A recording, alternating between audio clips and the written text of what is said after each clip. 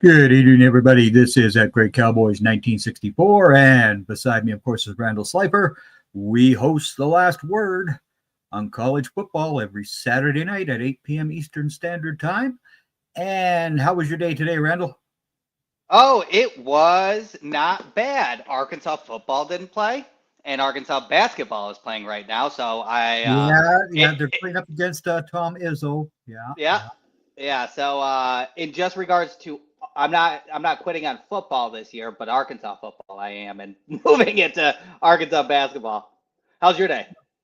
My day was busy. I was at work all day, so but I watched my football games as I was working. There you go. Uh, that's just what we do here. Yeah, Um, the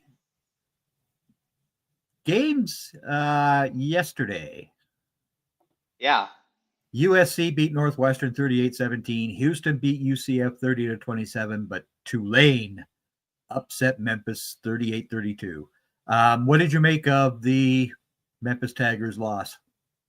Man, the issue that I have with Memphis is I've always talked about how Memphis plays a complete game. Yeah, And the first half, Tulane was just like throwing through them. The first half was incredible. They were yeah. explosive play and throwing after explosive play. So you're down 35-17, and then Memphis was unable to score 0 points in the third quarter, and that's kind of what settled it down when it came down to it. But now you got USF probably now the head probably gapped for out of the group five who's going. I think USF is probably the team that goes. North Texas could also be the other one that goes. Yeah, We'll see what happens. But Memphis, who I picked last week, they're gone. They're yeah. gone. You They were on know. fire, man. And, Retzlaff was tearing it up. yeah, He had a great game. yeah, exactly right. And then, of course, earlier today, Texas Tech pounded BYU 29-7. This wasn't even a close game. Period. This was Not over in a quick hurry. it could, to be honest, credit to BYU and their red zone defense. Because if Yep, you had turned two of those field goals into touchdowns, it would have been mega embarrassing. yep, yep. But I Uh, mean, I'm not like incredibly mad about it because I really like BYU's defense, but BYU's offense was never meant for college football playoffs. no, no. So now they won't make it to the college football playoffs. Well, Uh, they could still they get to could. You're right. Big 12 You're right. championship game, so that could put them in there, right? But Fair. again, they're going to face this Texas Tech team again, and I don't care. Texas Tech. I've said it all along. Their offense impresses me. Their defense impresses me. They are very, very good. Um, we saw the actual Penn State and Indy Lions show up today. I know. How insane was that? That was one of those games, like one of those games that's kind of like a minor throwaway, even though they were at home. And I was very surprised for that second half. Their defense came to play for that second half. Their second half adjustments were impressive. Yeah, and Mr. Signetti will not be a happy camper. No, I mean, Mendoza was pretty inconsistent, but that offensive line did not hold up for They Mendoza in that they second half. did but that Indiana defense holds them into this game, and they end up winning it. That Indiana defense, I don't care. Everybody talks about Mendoza and Hemby and all that charade on the offense. This group on their defense is just so solid. They really are. And I mean, the front line's very good, and Aiden Fisher in the middle is doing a Yeah, lot of good things in that middle. So he's crucial. And then their DBs are really what shines in that defense. So the ability to match it with their linebacker playing front four is incredible. yeah. SMU pounded Boston College 45-13. SMU only has one loss in the ACC. I know. They're Um, SMU's hard to figure out in my oh, eyes. yeah. Yeah. Yeah. They definitely are. Georgia pounded Mississippi State 41-21. Oregon got Whew. the victory 18-16 at Iowa. This game was ugly, ugly, ugly football until the last two possessions. Each team Right. finally got the ball moving, right? Yeah. It was bizarre. It But was again, bizarre. you know, Oregon goes out and plays in the cold and the wet of Iowa, and they pull out a 2-point victory, 18-16. The Hurricanes pounded Fram Browns, Syracuse Orange, 38-10. Yeah, that's just this year's not their year. So you're really hoping that Jerry Jones writes that big check to Fram Brown. Isn't that what you're hoping for? A culture changer from you went SEC over to the ACC in Syracuse, come back to the SEC and fix the Arkansas Razorbacks, Fram Brown. I'll say it every week until we're done with this show. Yeah, exactly right. The Ohio State Buckeyes pounded Purdue 34-10. Texas A&M 38-17 over Missouri. UConn beat Duke 37-34. That's impressive.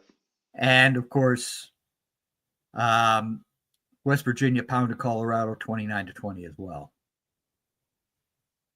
UConn's got some dogs. UConn is a sneaky team. They are. They are definitely sneaky. Yeah. Duke plays very well, right? Right. And in the games that are currently going on, let's see, what do we got? We've got 0-0 LSU Alabama just started. I believe Vanderbilt just pulled out that overtime win. I think they did, but I'm not. I had it on and it just flipped to 45-38. Yep. They did beat Auburn. Auburn just keeps losing close games. And again, I feel bad for Hugh Freeze for getting fired after the replay call against them against Oklahoma, and especially that one against Georgia. Hugh Freeze deserved a better fate, but he's now in history. Credit to Ashton Daniels for stepping in and having a great game and bringing Vanderbilt to overtime. Kind of, to me, it's. I'm not taking away anything from Ashton Daniels' performance today, but I think it's more of an indictment on Vanderbilt and who they are when it comes to the college playoffs and things along those lines. They have a lot of holes that get plugged up by Diego Pavia and such. And Diego was fantastic today. He just lit up. He just lit up Auburn. I'm sorry, but the Wisconsin Badgers beat the Washington Huskies 13-10 as well. Yeah, they had, if I'm not mistaken, Jonah Coleman went down, and Denzel Boston went down. Which, man, I especially in the NFL day and age where the kick rules have changed, and Denzel Boston returning punts and kicks. I love that about wide receivers and the ability to do that. But, man, he got hurt on a kick return, and that's just not okay. And somebody that's potentially top 50 player, it stinks to see him do it in special teams. Yeah, exactly right. As well, Notre Dame is up 7-0 over Navy. They just marched down the field 94 yards that first drive. It was nothing to it, right? How many runs? How many runs? I don't recall how many runs there were. I just recall that today is the 50th anniversary of Rudy Rudiger playing against Georgia Tech. And I want to correct the movie, which is incorrect. Go ahead. The movie says Dan Devine did not want Rudy Rudiger to play. Mm-hmm. He did want Rudiger to play. So don't buy that BS in the movie. Dan Devine has been under the everybody's gun for years, and it's just like, no, he wanted him to play. But yeah, that was 50 years ago today, and of course he ended up being carried off the field, which was the first time ever for a Notre Dame player. But again, it was a very interesting day today. Yeah, it was. Some obvious wins, some nitty gritty wins that they kind of had to pull out. And it is interesting. Like Mississippi State didn't come. They started out pretty well. I really thought they were coming to play, but Georgia kind of manhandled them. And I still think that there's a lot of things wrong with Georgia, so I don't like the 5 spot that they kind of put them in. I think it's a little ahead of it, in my personal opinion. I agree, because that Georgia defense is just not as solid as they have been in the past. Right. And I don't think their offense is all that great either. I agree. Agreed. I'm not a Stockton guy. I think that Florida game tells a better story of Georgia and Georgia. yeah, on how they're flawed and how they can lose pretty easily. Yeah. And if they face the Crimson Tide again in the SEC championship, I got to say it's Roll Tide time. I'm sorry. Yeah, Ty Simpson unfortunately, will. I don't want to say that ever, but I I agree. know. I know. Georgia ain't better. Georgia ain't better. Let's be real. Alabama versus Georgia again. Right. Oh, that could be Yeah. ugly. Yeah, and then you had the Texas A&M game because Bo wasn't in there, and their backup is not great at all. He didn't have a good game, which is unfortunate. They rushed for over 200 yards, but when you only have a running game, you score 17 points, while the That's other right. team scores 37. Yep. Um, I was very, very surprised to see the Buckeyes earlier today. They did not look like a number one team to me at times. Yeah, I agree. I kind of popped in and out. It was interesting. It's kind of I wonder because Purdue being relatively close in that regard, just didn't really take them. It seemed like they were not playing with the energy that they had, so maybe they were playing down to their Yeah. opponent. Is what I kind of when I flipped through, they were doing that. Which I mean, it is what it is. Sane had a good game, but not where he really was and stuff like that. I don't know. I kind of do it as a one-off, Yeah. kids play down to the opponent, adults play down to the opponent at times. Yeah, exactly right. Exactly right. Who was your star of the day? Let's see. My star of the day, which it was rough. Was it hard finding your star of the day, or was it easy for you? It was hard. It was hard. I am going to, even though I know that it was a wash of a game, and it didn't care. And I don't think I have given it to him yet, so I'm glad I didn't. But I think I'm going to give it to Trinidad Chambliss. And the reason why I'm going to give it to Trinidad Chambliss is it has not really had a complete passing game. And this might be his ticket if Ole Miss is going to try and make a playoff run, his confidence booster. Because he didn't just have a good game. He went 29 for 33, over 300 yards, 3 touchdowns, 0 interceptions. I think the efficiency in his passing was impressive. And I think that gives him the ability to have the confidence through the rest of the season to know that he can pass and win a game. Yeah. I'm actually going to last night's game, and I'm going to give it to the Tulane quarterback, Jeff Nice. Retzlaff. That was my runner-up. Was he? Okay. Yep. Yeah. I mean, 332 yards passing, 3 TDs, a 151.72 quarterback rating.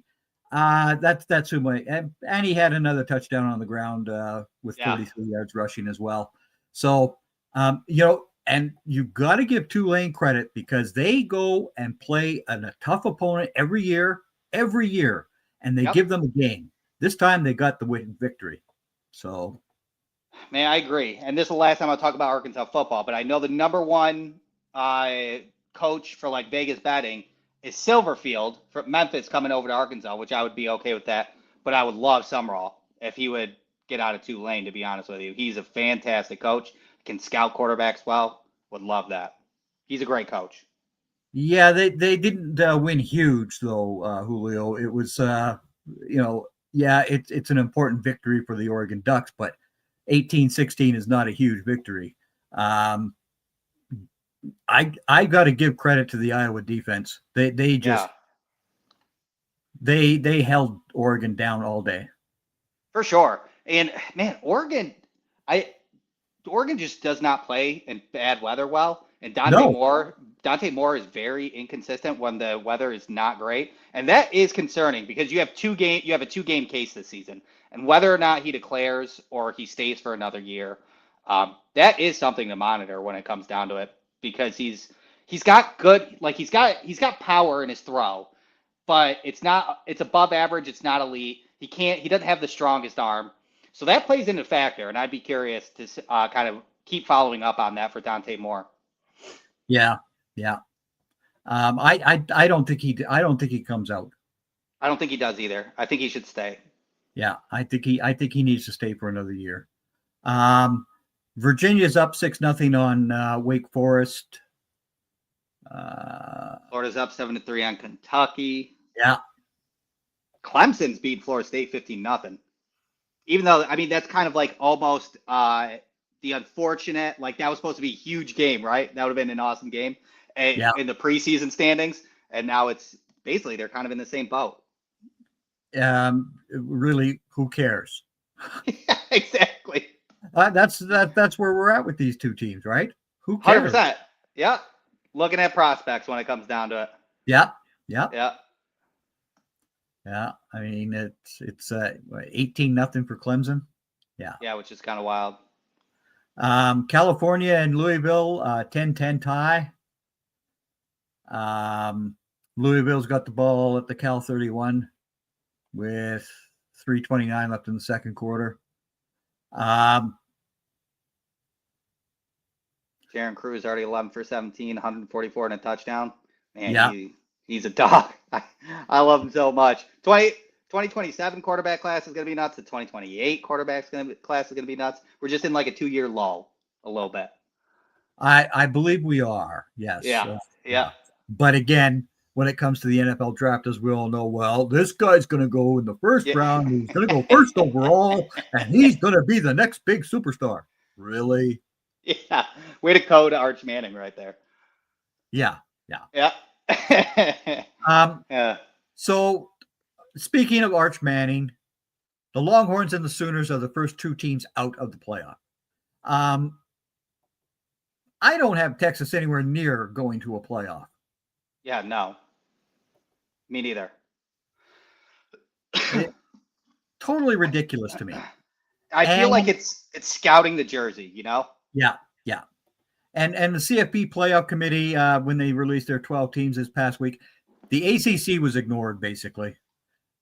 Is that because there's too many teams with just the one loss? It must be. It's very, I feel like also with the ACC has a lot of parity going on right now, and they're very hard to kind of figure out. So the committee's just not doing a good job. I'm not giving the committee any breaks in whatsoever. They're just not doing a good job at analyzing the ACC. So then they're just putting the top ACC guy and then leaving the rest out because Georgia Tech's playing great football.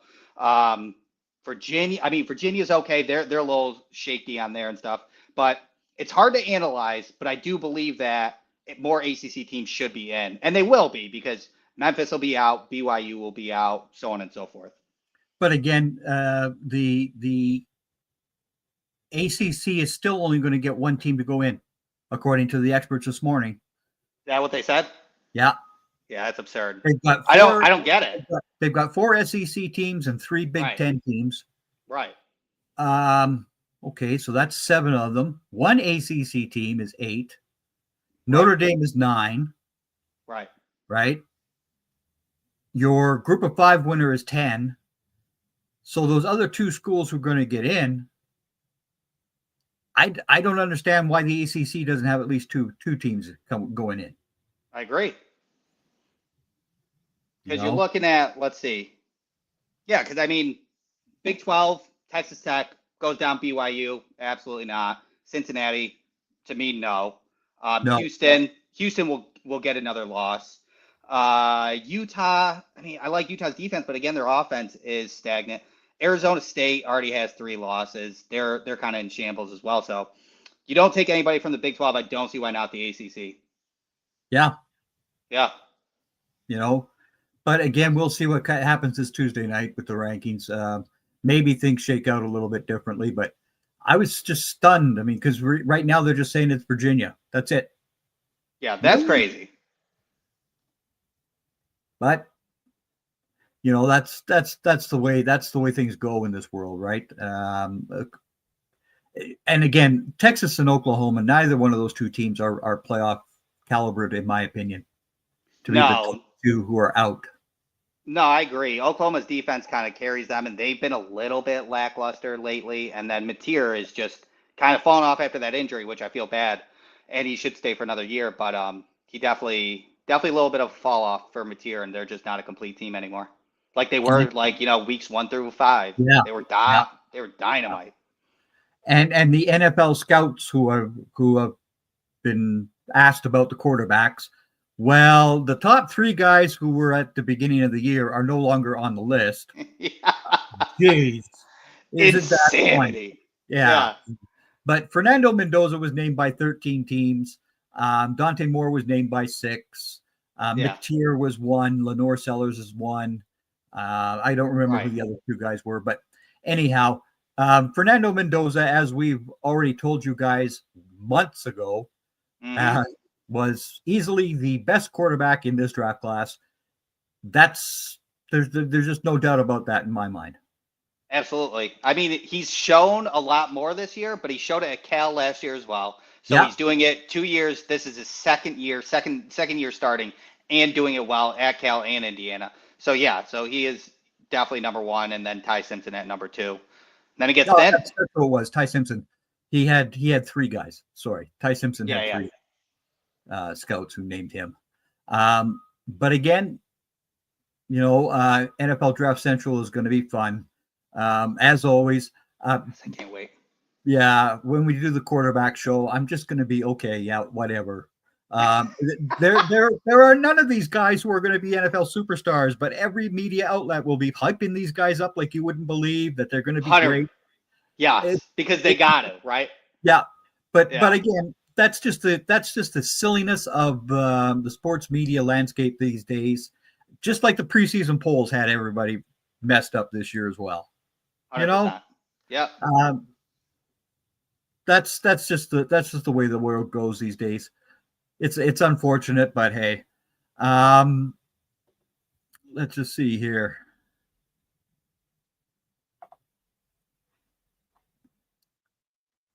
Oh, so Florida's now up 7-3 on Kentucky. Louisville got a field goal on Cal.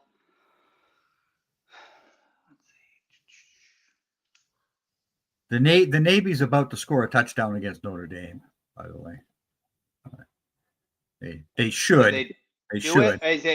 Does your score say 7-0 right now? Yeah. Oh, sorry. It is tied. Okay. I got it tied. All right. Yeah. All right. You didn't talk about Army. What about Army? No, I don't want to talk about the Army.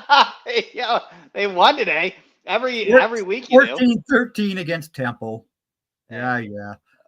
Wins a wins, Bill. The Army and the Navy has their birthday on October the 15th. Yeah. Monday, November the 10th is my Marine Corps' birthday. So, from the halls of Montezuma to the shores of Tripoli, we fight our country's battles in the air, on land, and sea. First to fight for right and freedom and to keep our honor clean. We are proud to claim the title of United States Marine. Our flags unfurled to every breeze from dawn to setting sun. We have fought in every clime and place where we could take a gun. In the snow off far off northern lands and in sunny tropic scenes, you will always find us on the job, the United States Marines. Here's health to you and to our corps, which we are proud to serve. In many a strife we fought for life and never lost our nerve. If the Army and Navy ever look on heaven's scenes, they will find the streets are guarded by United States Marines. Hoorah! Hoorah. So there you have it. See, they got songs. I have a hymn. Yeah. Touched the nerve with the Army 14-13 score. Yeah. And playing Navy tonight for Notre Dame. I mean, that just right. Yeah, I got you. But the Navy is our most played opponent. They saved us during World War II and all that good sort of stuff. So yeah, okay, that's all fine and dandy. Yeah. But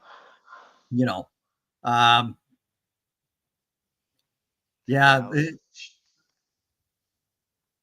Shout out Julian Lewis for the freshman for Colorado. He came in and had a good game against West Virginia.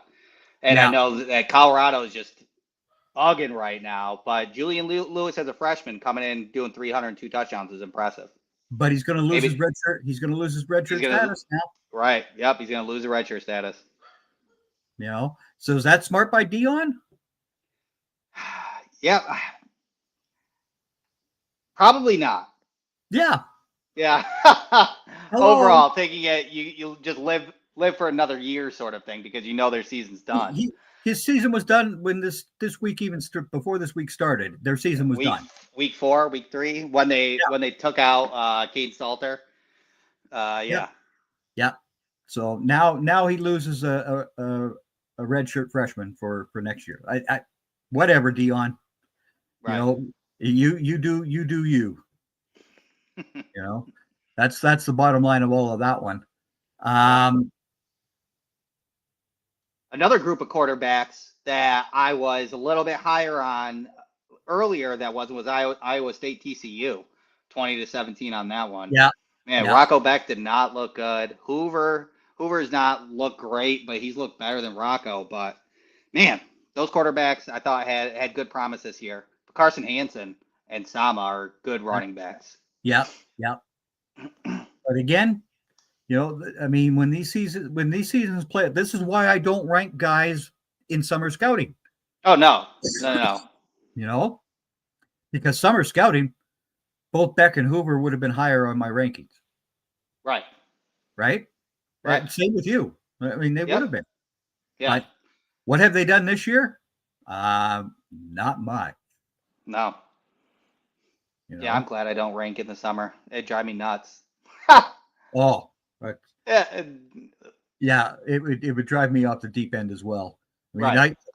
I watched 515 guys this summer, which is the most I've ever watched. 550. Yeah, that's a lot. I don't need to rank these guys. Yeah. Good point. I got to like 300, so that is impressive. Yeah, yeah. It was basically, and I stopped at 515. I mean, I could have carried on with others, but yeah, I didn't need to. Mm-hmm. You know, because there's only 256 draft picks, so you know, that's correct. Yeah, I believe I'm close to double that. So hey, I think I might. UDFA's make it. I love Absolutely. UDFAs. Yeah, Absolutely. You know, I mean, UDFAs are where we get our kick when we do our Draft Central recap show. 100%. And we talk about the UDFAs. 9 times out of 10, they come from a HBCU, of course, because, of course, the NFL does not like to draft HBCU kids, you morons. Yep. But again, that's just the way the cookie crumbles for them.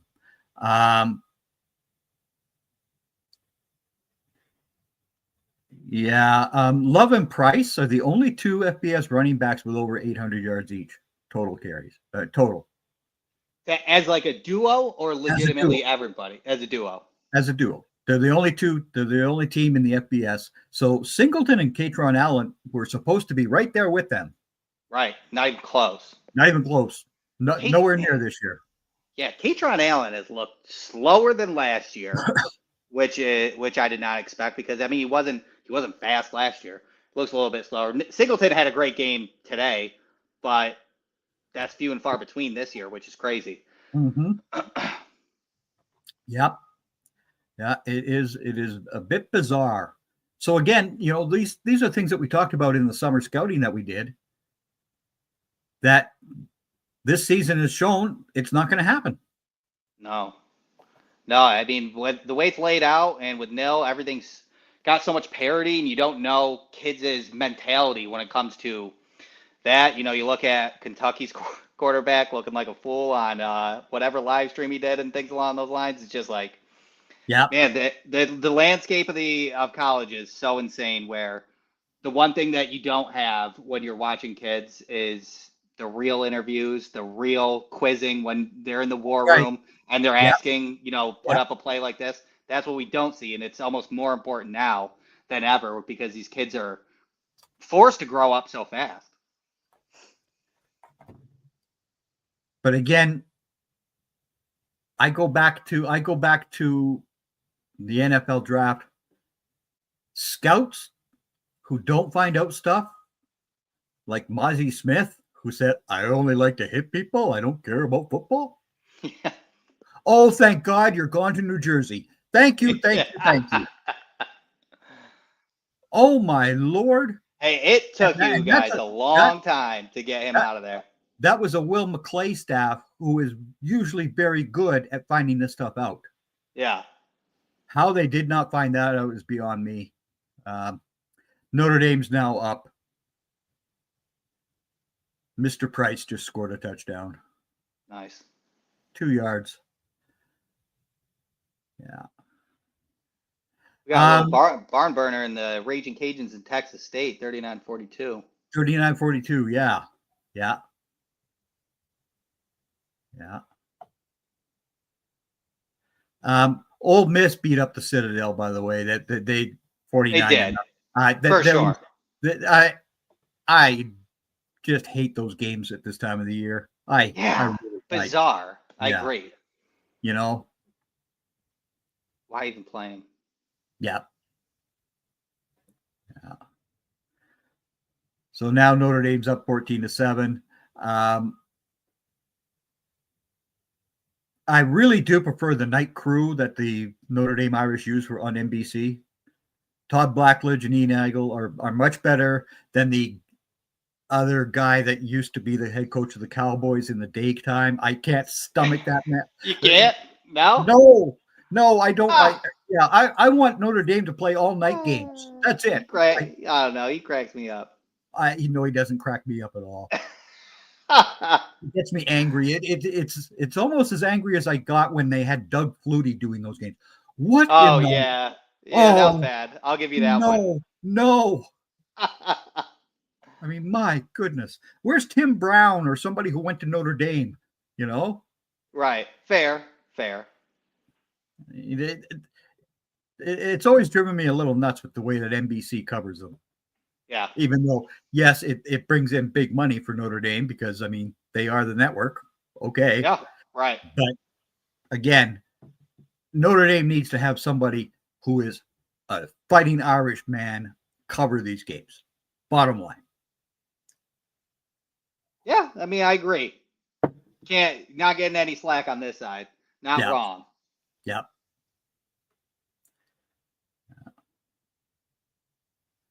Okay. So what's next? What's next week's slate? What do we got next week? Well, next week we get. Let's see, who do we get? It's now 18-6, Clemson, Florida State. Texas, Georgia. Sorry. Louisville's up 13-10 on Cal right now. And yes, next week we do get Arch Manning playing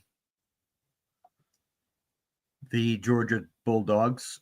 South Carolina travels to Texas A&M.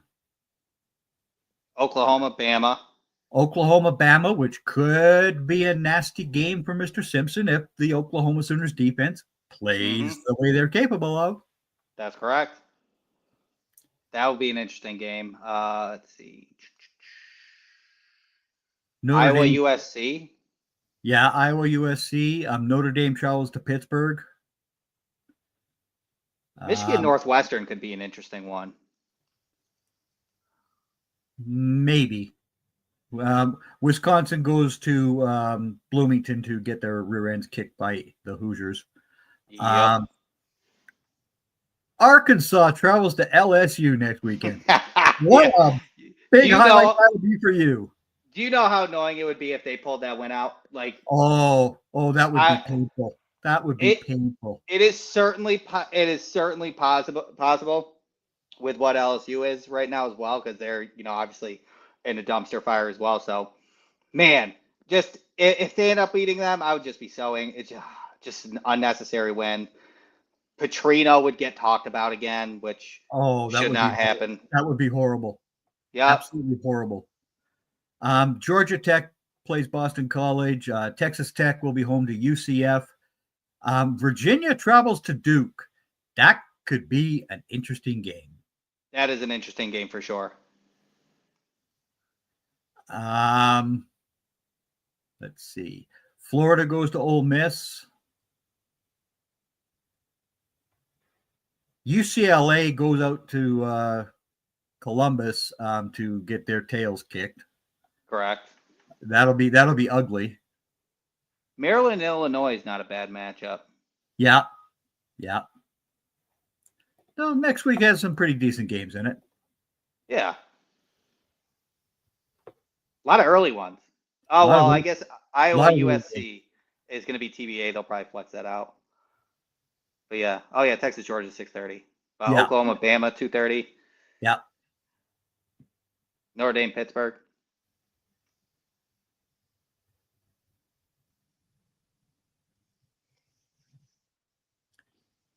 Yeah, Notre Dame's linebackers all played this Navy defense last year, and they are showing that they understand how to play this Navy offense. Right. Yeah. They just pound. And the defensive line, of course, is bigger than the offensive line Yeah. for midshipmen. And these guys are going to get exhausted. They're going to get exhausted. Again, I mean, yeah, when it comes to the Navy versus Army, I'm always going to support Navy, but tonight, you deserve to lose. That's it. You know. Got Wake Forest up on Virginia. Yeah, I was just about to say. Yeah, start of the half. Start of the second half. LSU Alabama game has probably just been a game up middle of the field action. Only 3-3 punts, and Bama at the 28-yard line now. Ugh. Yeah, it's a good thing I'm not watching that one. Yeah. So let's just see here.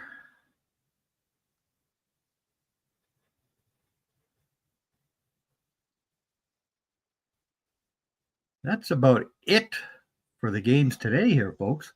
So give us your star again for the day. Trinidad Chambliss, his first game where I think he builds. Obviously, you are right. These games at the end of the year where it's against Citadel, stupid. But 29 for 33, super efficient in his passing. Probably gives him that confidence heading into the playoffs. Yeah, exactly right. And my star of the day, of course, the Tulane quarterback, Jake Retzlaff. He was 16 and 23, 332 yards, 3 TDs. He scored another on the ground. Yeah, he showed out last night. I had a hard time picking anybody else today. I really did. I know. That's why I went with somebody who played Citadel. But yeah, I mean, yours is a good one. He was my runner-up. Retzlaff, I mean, he was damn near perfect in the first half. It was exciting to watch. Yeah. So it's good. Okay, so who do you have? It's now 14-7 in that game for Notre Dame. Who are your top 5 teams? Give us your top 5 teams. So Ohio State, Indiana. I gotta see. Ohio State, Indiana. 3. Who's 3? Who's the obvious 3 that I can't think of right now? Let me get it. I gotta pull up the guys with the 4 and 5 stars every year. You know, they play at College Station. Elko is their head coach. Do you need more help? No, I'm not paying attention to you right now. Oh, Texas A&M is the third team because they're also unbeaten. A&M. That's correct. Okay, so Ohio State, Indiana, Texas A&M. I do love it, and I'm right about Texas A&M, as we talked about last week, that they deserve to be up there. Alabama 4 is fine, depending on how this game ends up. Number 5. I think I'm going to give it to Texas Tech. I think the way Texas Tech handled BYU was impressive on their defensive stat. And not only like that game, Texas Tech BYU, they played defense the right way. It wasn't hey, we're better than, we know your offense is bad. We're just going to trounce you. They played defense the right way. They knew the game plan on how to beat BYU offense, even though their offense isn't great. But stayed on the script and played it very well and made them look pretty silly. Pretty silly indeed. Indeed.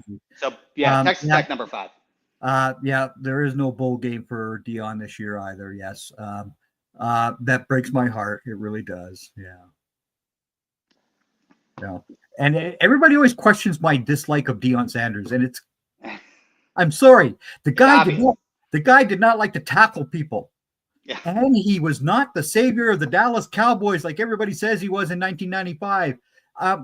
Do you guys remember who the Super Bowl MVP was that year? Larry Brown, the other corner. Hello. There you go. Yeah. Oh, how did that work out? Huh. Fair point. Well, again, Was your top five the same? my top 5 is Yeah. identical to yours. Yeah, Okay, we got cool. the same. We got the same top 5. Texas Tech jumps up to number 5 on my list. Yep. I'd love to see the Red Raiders go up against the Aggies. I would love that. Yes. That would be such a good game. I agree. Oh, that would be fun. Yep. Man. Yeah. They got to make that happen.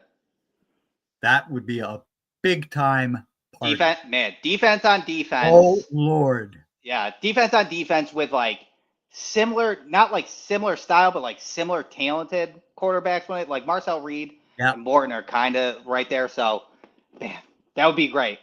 That'd be the matchup that I want to see for sure. Yeah. And then I have the Bulldogs at 6. At 6. Yeah. I'm gonna put Ole Miss at 6. I'm gonna put Bulldogs at 7. Yeah. I'll put Oregon at. Actually, yeah, I agree. I agree with you. I'm going to put Ole Miss at 6 and the Bulldogs at 7. Number 8 would be Oregon. 9 for me would be Notre Dame. Now would be Notre Dame. Last but not least, I don't know. I got to see how these games play. Yeah. I guess.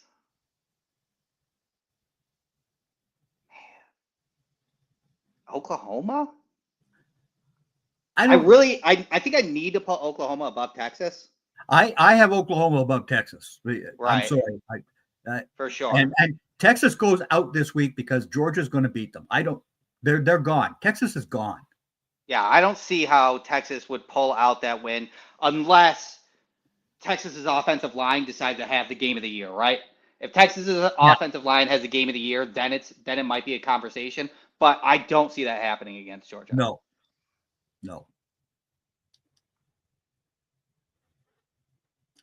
Oh, the Navy just got called for pass interference on a deep pass. It'll be 1st and goal for the Fighting Irish of Notre Dame. And that's where they start putting it away.